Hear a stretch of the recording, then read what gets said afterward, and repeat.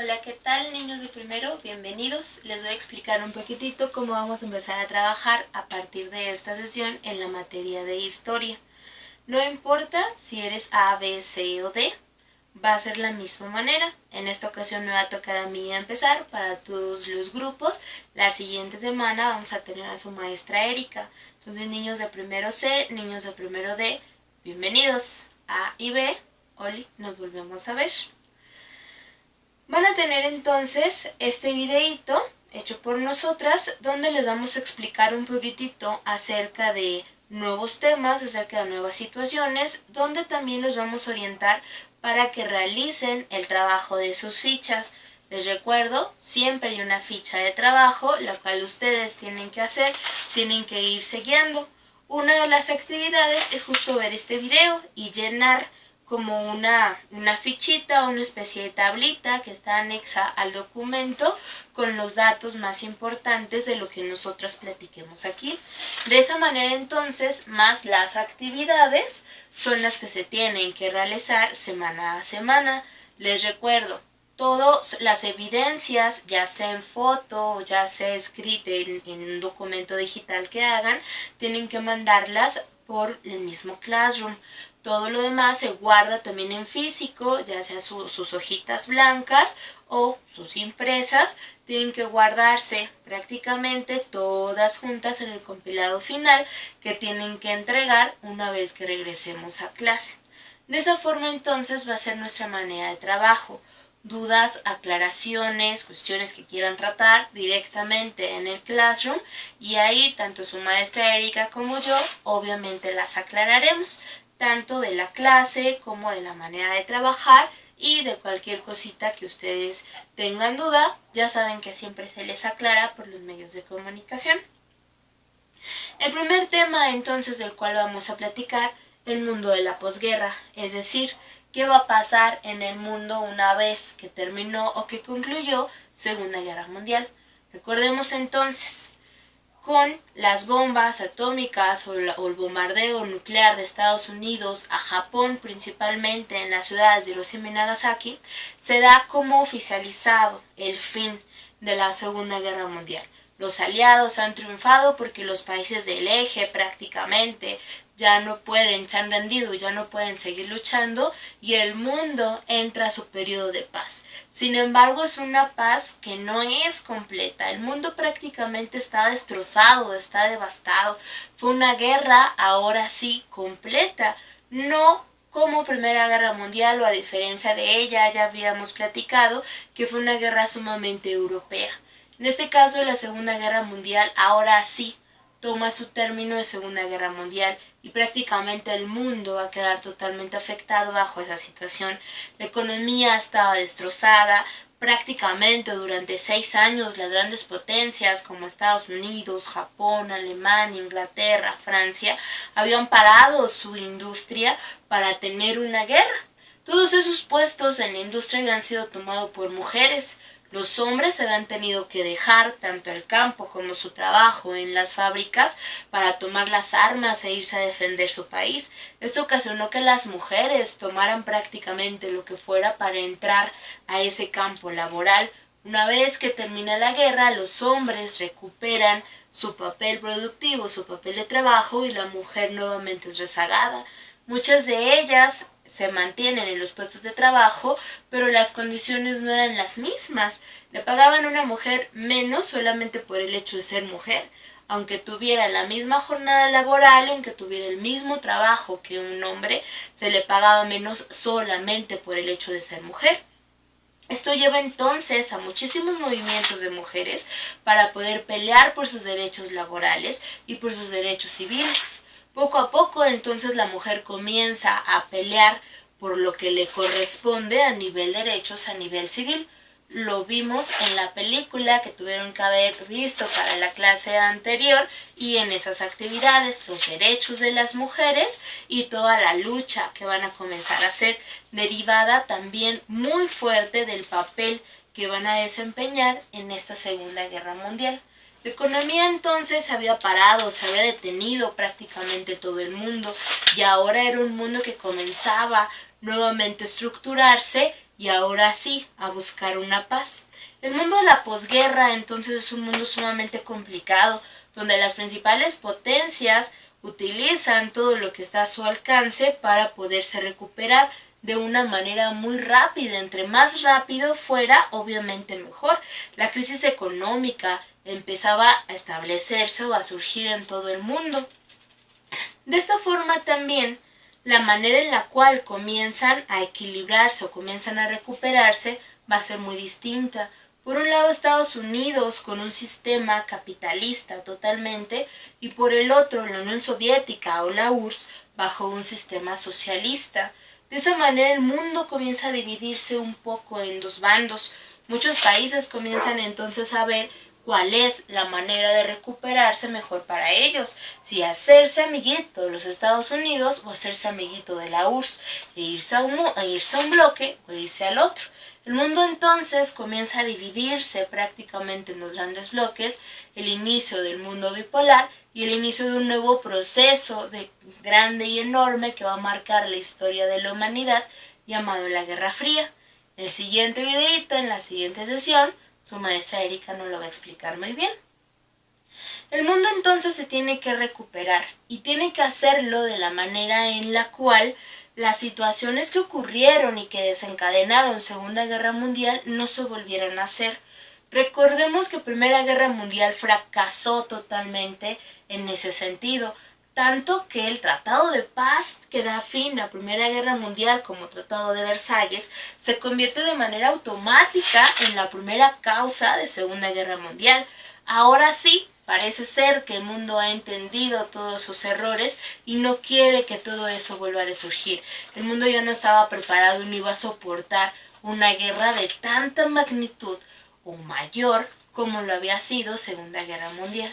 De esa forma entonces, y contando prácticamente o dato oficial 50 millones de muertos por Segunda Guerra Mundial, tanto en campo de batalla como juntando todos los campos de concentraciones y de exterminio, el mundo intenta recuperarse.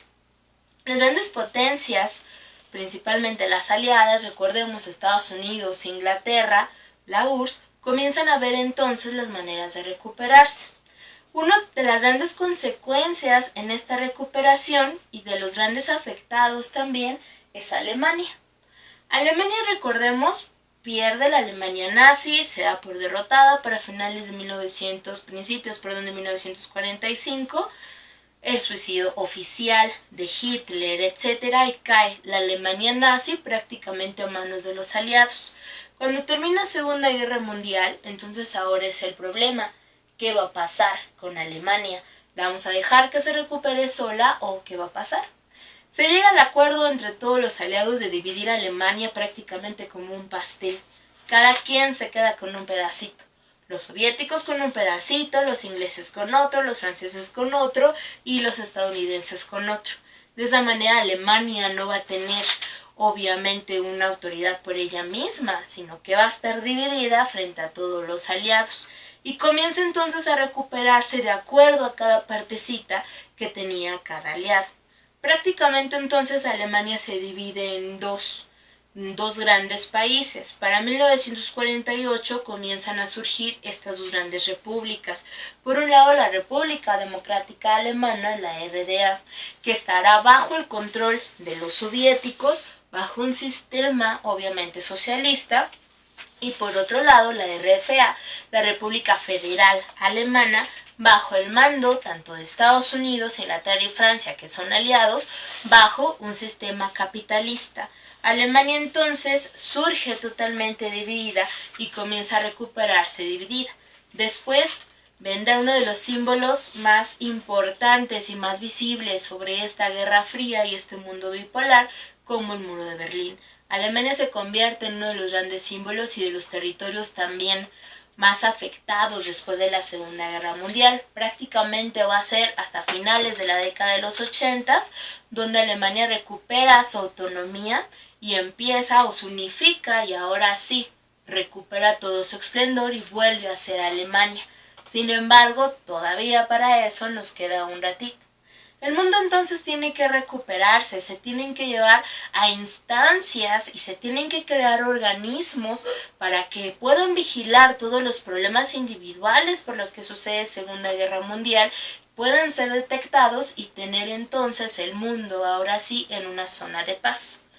Una de las principales organizaciones y básicas que vamos a tener para la paz a nivel mundial es obviamente la ONU, la Organización de las Naciones Unidas. Recordemos que desde la Primera Guerra Mundial, el presidente estadounidense Woodrow Wilson intentó hacer algo similar, la Liga de las Naciones, que era como el abuelito de la ONU. Sin embargo, en esa Liga de las Naciones obviamente no funcionó, porque solamente estaban los países vencedores de Primera Guerra Mundial. En esta ocasión no, la invitación va a ser general y se crea entonces la ONU. El objetivo de la ONU es sencillo, como su nombre lo dice, crear un ambiente de amistad, de fraternidad en todas las naciones del mundo para que los problemas se puedan solucionar de manera democrática. Que ya no sea, tengo problemas contigo, voy y te invado, sino te mando una cartita y vamos a dialogar frente a la ONU. Cosa que no va a ser así, pero la ONU sí va a estar ahí o va a ser su principal objetivo. Que ya no se lleguen a esos conflictos bélicos como antes se hacían y se llegue ahora entonces a una situación diplomática, a una cuestión de paz.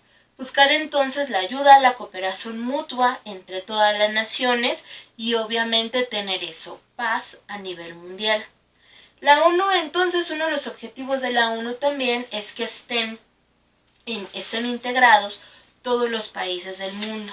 Al día de hoy no están todos, faltan unos poquitos, principalmente los países talibanes, que son los países árabes que no quieren estar bajo el control de la ONU ni respetar obviamente o acatar las leyes que la ONU pide para el compromiso de la fraternidad y la amistad entre todos. Sin embargo, la mayor parte de las naciones sí se encuentran integradas ahí. La sede de la ONU el día de hoy se encuentra en la ciudad de Nueva York. Sin embargo, aunque esté en Nueva York, en Estados Unidos, la ONU está en la ONU. El edificio de la ONU ha sido declarado de la ONU. Cuando uno entra a la ONU, si estás afuera de la ONU es Estados Unidos, Nueva York, y estás adentro de la ONU y estás en la ONU. Inclusive en el inicio están todas las banderas de todos los países que pertenecen a la ONU. Es una manera en la cual se busca neutralidad en todos los conflictos. La ONU entonces de aquellos momentos ha sido contemplada y ha ayudado muchísimo para poder resolver conflictos que tienen que ver con genocidios, con guerras, con complicaciones, para poder mantener esta premisa de la paz, la unidad, la cooperación y la amistad entre todos los países del mundo. Una característica también importante de la ONU y que se crea junto con la ONU es un ejército de la ONU, conocidos como los cascos azules o las boinas azules. La ONU tiene un ejército. Sin embargo, es un ejército que prácticamente tiene prohibido utilizar la fuerza. A no ser que su vida corra peligro así en últimas instancias, no pueden utilizar la fuerza, inclusive no cargan armamento, a no ser que el conflicto sea sumamente fuerte. Este ejército por lo general la ONU lo utiliza cuando busca refugiar personas, auxiliar personas ya en últimas instancias, pero por lo general la ONU se busca dialogar o que se dialogue mediante esas situaciones. De la ONU se van a empezar a derivar muchísimas organizaciones que ahorita vamos a platicar de ellas. Otra institución que se va a crear también afiliada a la ONU y como consecuencia de todas estas problemáticas de Segunda Guerra Mundial va a ser las Cortes Penales o la Corte Penal Internacional. Cuando termina Segunda Guerra Mundial, platicamos también, muchos de los declarados criminales de guerra, en mayor parte soldados nazis y pertenecen a altos mandos del partido nazi de Alemania, son condenados o son juzgados como criminales de lesa humanidad, es decir, en contra de la humanidad, lo peor del mundo, aquellos que habían dirigido los campos de exterminio, aquellos que habían cometido barbaridad de media en contra de los judíos y anexas, eran o empiezan a ser buscados, obviamente, para ser condenados. No existía hasta ese momento una institución tan grande a nivel internacional que pudiera ser utilizada para llevar a juicio a estos personajes declarados como criminales. Ahí es entonces donde surgen las cortes de Nuremberg y las cortes de Tokio, que se van a encargar prácticamente de buscar a nazis que estaban perdidos ya intentando refugiarse en muchas partes del mundo para ser condenados. Cuando terminan todos estos juicios, sigue sin existir una institución de ese caso y las condiciones o las situaciones a nivel internacional sí ameritaban una situación así. Caso Yugoslavia, por ejemplo. Yugoslavia va a ser un país europeo que se va a crear para finales de Primera Guerra Mundial con muchos pedacitos de muchos países, poquito de República Checa, poquito de Serbia, poquito de Bosnia, poquito de Hungría, no tenían el mismo idioma, eran muchos grupos étnicos que no coincidían en lo básico, ni siquiera se podían comunicar entre ellos. Sin embargo, estaban juntos porque un grupo de personas dijo, no podemos dejar a estos países tan grandes, que se cree Yugoslavia. Y ese se crea Yugoslavia. Durante mucho tiempo, obviamente, bajo el control de las grandes potencias europeas, y después Yugoslavia es absorbida por la URSS. Cuando termina toda la URSS para 1990, llega un problema, porque como no se caen bien, comienzan prácticamente a matarse los unos con los otros. Campos de exterminio por todos lados, y era sumamente común. Entre los yugoslavos estaban matando entre ellos, y no había una corte, no había una institución que pudiera solucionar eso. Rebasaba a la ONU porque la ONU no puede juzgar. No, la ONU solamente intenta mediar, calmar la situación, pero la ONU no puede decir tú eres culpable, tú tienes esta sentencia. No puede hacerlo, no está en tus funciones. Por eso se crea esta corte. Esta corte, entonces, su función es castigar. Ya una vez que sucedieron las cosas y que la ONU no lo pudo controlar, para que se vea obviamente en el mundo que hay una parte, digamos, de consecuencia frente a todos estos actos, frente a estos genocidios de lesa humanidad. Otro caso también importante, Ruanda. En Ruanda, en África, prácticamente dos etnias comienzan a pelearse entre sí. Una decide empezar a exterminar y masacrar a la otra, y prácticamente asesinan a machetazos a cerca de 1.800.000 personas en 3 meses. Ahí los culpables tenían obviamente que tener una consecuencia fuerte. Esta Corte Penal Internacional es la que está dictada o la que tiene que realizar todas estas funciones. La Corte Penal Internacional se encuentra hoy en La Haya, en Holanda, en Países Bajos. Ahí tiene su sede. Sin embargo, también las situaciones con esta Corte Penal Internacional es que no puede excederse o no puede violar la soberanía de un país. No, un país es soberano y se rige sobre él mismo. Eso es una soberanía. No puede llegar la Corte Penal Internacional y castigar a alguien si ese país no acepta en realidad ese castigo. Son situaciones también que limitan muchísimo tanto a la Corte Penal Internacional como a la ONU. Otra de las organizaciones que surge también en la década de los 50 es la UNICEF, el Fondo para la Niñez, basado obviamente en la ONU. La UNICEF, entonces, lo que buscaba es prácticamente respetar y cuidar la infancia. La UNICEF se crea principalmente para todos los huérfanos de guerra que vamos a tener como resultado de Segunda Guerra Mundial. Obviamente, cientos, miles y miles, como ya lo vimos, cerca de 50 millones de muertos, por lo cual va a ocasionar que se quedaran cientos y miles de huérfanos, niños que no tenían un hogar, que habían sido desplazados, que ya no tenían un hogar a donde regresar, no tenían padres, no tenían absolutamente nada, que estaban condenados, y va a ser el destino que van a tener muchos de ellos, a morir de hambre, de sed en las calles. Se crea esta UNICEF para proteger a esos niños. Viene también en la década de los 50 algo que va a ser importantísimo para toda la infancia y para toda la protección, la Declaración de los Derechos de los Niños y las Niñas. Recordemos, históricamente hablando, no es hasta la década o no es hasta siglo XX que se empieza a tener un concepto de infancia. Anteriormente no existía eso de, eres niño, entonces tú no trabajes. No, no importaba. Incluso desde Revolución Industrial, ya tienes edad, puedes hacer las cosas, pues vete a la fábrica a trabajar. Aunque tengas que cargar 50 kilos para todos lados y peses 40 porque eres un niño, no importaba. Era prácticamente igual, no existía todo este concepto de la niñez, mucho menos de los derechos de los niños.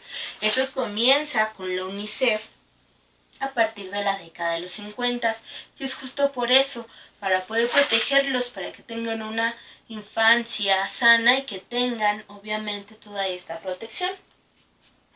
Otra de las instituciones derivadas también de la ONU va a ser la FAO. La FAO, el Fondo de las Naciones para la Alimentación y la Agricultura, va a buscar, como su nombre lo dice, que eliminar prácticamente la falta de alimento en el mundo. Pero en la década de los 60 comienza a resurgir un problema enorme en África. Miles de personas, pueblos completos morían de hambrunas. No había comidita, morían de inanición así, total, no hay comidita, no hay agua, no hay agricultura, no hay maicito, no hay frijolito, no hay absolutamente nada. Eso entonces es lo que va a buscar la FAO, esta organización, que la agricultura sea la base para todos los pueblos y que ya nadie tenga problemas de alimentos y que ya no tener esos índices tan altos de personas que fallezcan de hambre. Sabemos que hasta el día de hoy muchos pueblos africanos siguen teniendo todos estos problemas de hambruna. Sin embargo, el trabajo de la FAO ahí se mantiene procurando esta igualdad en cuanto a alimentos y en cuanto a agricultura para todo el mundo. Otra de las organizaciones derivadas va a ser la ACNUR. La ACNUR principalmente va a buscar cuidar a los refugiados, Alto Comisionado de las Naciones Unidas para los Refugiados. Es decir, los refugiados son aquellas personas que huyen de su lugar de origen porque hay algún peligro y buscan establecerse en una zona de paz, porque su vida prácticamente corre peligro.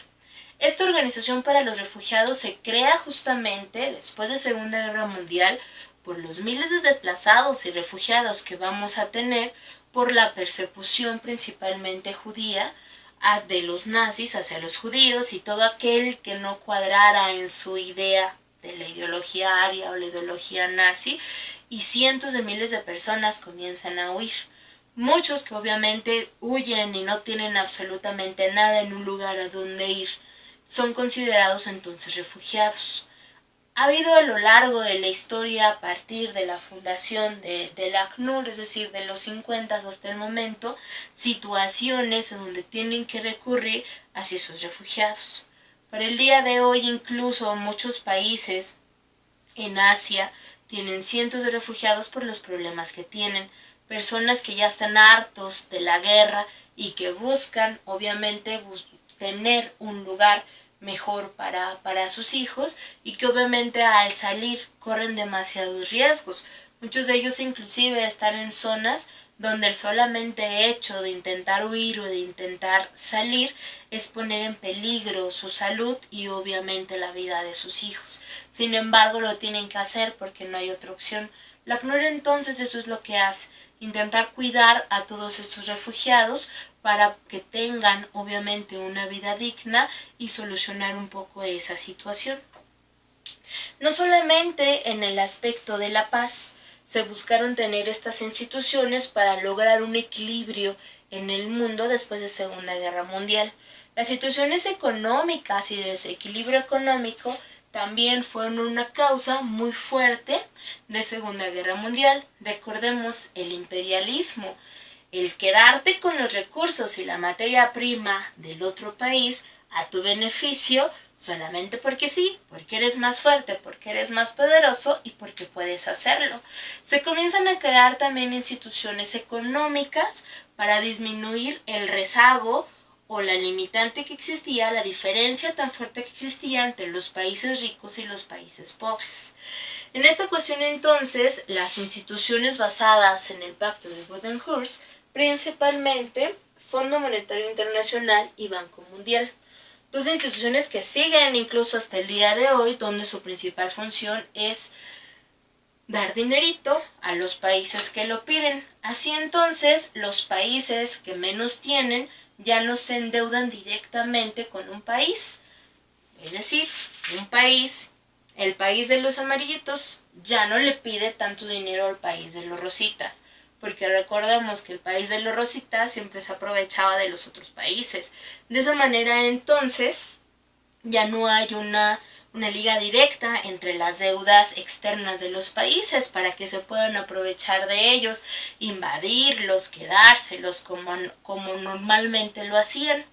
Así entonces, como país, ya no le debes a otro país, ya no le debes al país de los rositas, ya le debes a Banco Mundial, ya le debes a Fondo Monetario Internacional. Sin embargo, cuando surgen, no existía totalmente este equilibrio que se buscaba, porque al final, ¿quién es el país más rico que suelta dinerito? Estados Unidos. ¿Quién controla? ¿A quién le prestamos? ¿A quién no le prestamos? ¿En qué momento le prestamos? ¿Y cómo me voy a cobrar? Banco Mundial, Fondo Monetario Internacional, pero en realidad es Estados Unidos, porque es el que pone más dinerito. Durante la década de los 60 y de los 70, estas instituciones fueron sumamente controladas por Estados Unidos y obviamente así se intentaba quedar con los territorios de los demás. Recordemos, continuando con este destino manifiesto, de que Estados Unidos creía que era el encargado de quedarse con los países americanos. América para los americanos, entendiendo americanos como los estadounidenses. Punto importantísimo también para este nuevo paradigma en el mundo que estamos observando, que será la Guerra Fría. El mundo de la posguerra entonces prácticamente va a ser el inicio de esta Guerra Fría, de este mundo bipolar, dividido obviamente en estas dos grandes potencias, por un lado Estados Unidos, por otro lado la URSS y cada uno de sus sistemas. Vuelvo a repetirlo, tema que veremos la clase siguiente. Eso sería todo en la explicación. Ahora, para que no haya problemas, la actividad que van a tener que hacer junto con el llenado de la ficha de la información de este videíto. Lo explico aquí para que después no pregunten que cómo era, que no le entendí, que bla bla bla. Tienen que hacer una especie de dibujín. Niños de primero A y de primero B, esto lo hemos hecho muchas veces. Niños de primero C y primero D no tiene tanto problema. Es un dibujo con muchos colorcitos, muy bonito. Eso es un dibujín. En una hoja blanca entonces la vamos a dividir a la mitad, así con una rayita. En la parte de arriba vamos a poner el nombre de la organización, obviamente de todas estas organizaciones. Vamos a poner, por ejemplo, aquí en la primera, la ONU. Y voy a poner un dibujín alusivo a la ONU.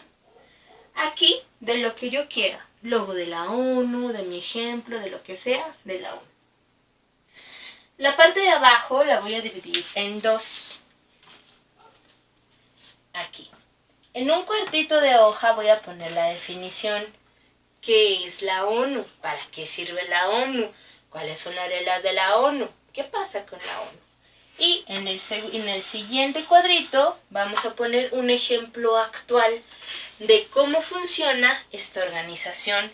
En la actualidad, en los últimos años, cuál ha sido un problema en el cual la ONU ha tenido que verse involucrada.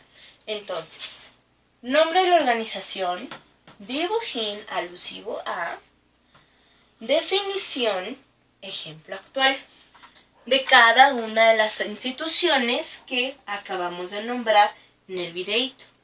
¿Estamos? Bien. Entonces, vuelvo a repetirlo. Cualquier duda, aclaración, situación que tengamos con la actividad, con el videíto que no se haya entendido, vía Classroom, Ahí contestamos tanto la maestra Erika como yo, no importa, ustedes pregunten, cualquiera contesta y así entonces vamos a trabajar. Nos vemos entonces, chicos, en el siguiente videito la siguiente semana con el siguiente tema. Cuídense mucho, nos vemos.